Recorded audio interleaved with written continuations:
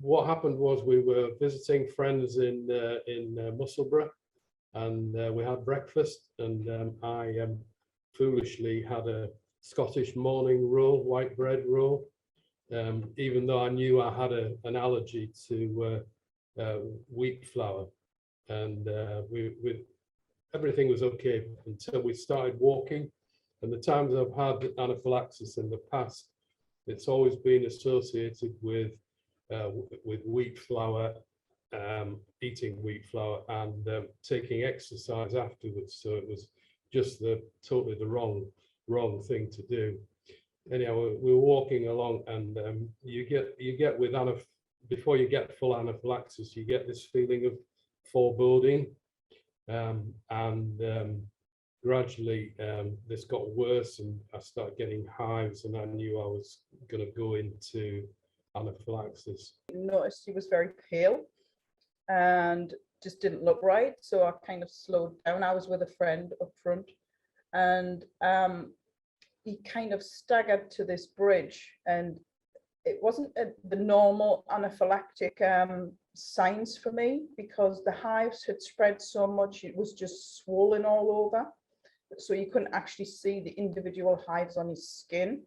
I then, when I saw how bloated he was, I realized what it was, but it was unusual because the exercise wasn't very much. Normally in the past, you would have to go out for a run or play badminton or something to generate this level of anaphylaxis reaction. Sorry. A passerby stopped because he said he noticed that we weren't doing too well, and he kind of rallied around a little bit, and with the aid of this passerby, we guided him to the entrance to the park. But then after about a few minutes, he just totally went unconscious. I was holding him and trying to get his adrenaline pen out of his pocket, and a group of cyclists came past and saw us. And so they very thankfully stopped, and one of them called an ambulance. I administered the EpiPen into his thigh, and it kind of brought him round very briefly, but I just needed a whole lot more adrenaline. The ambulance arrived, and they were very, very quick in getting there. I mean, it must have been less than 10 minutes maybe, which was quite incredible. But he was totally out, and he was just on the point of, I was just on the point of thinking I'm going to have to get him down and actually do resuscitation on him, because I couldn't find a pulse. They were very, very quick, stripped his jumper off, everything. They didn't actually move him either, because he was in a difficult position, so they just attached everything sitting on the wall. They said that it wasn't the usual like anaphylactic response that they were used to. It was a little bit unusual. All of the hives had kind of dissipated, and he just remained kind of bloated. So they administered all of the hydrocortisone, the adrenaline, the steroids, and they got him stabilized on the wall, and then he kept going in and out of consciousness. We got into the ambulance. They all were explaining what was happening on the way to him and to me. He went again in the ambulance. I think his pulse was about 9 at one point, and he's just negligible blood pressure.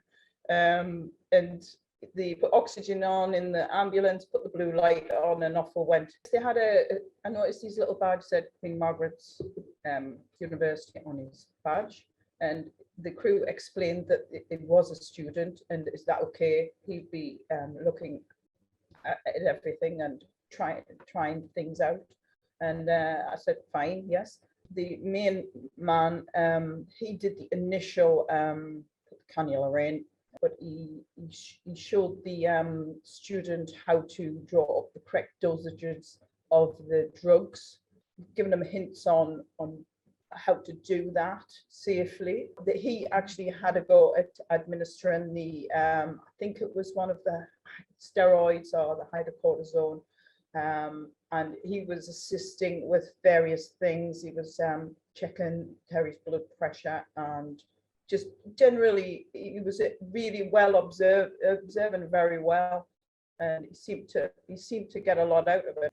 Yeah, I feel that that's very, very important. I mean, this was like a real life situation.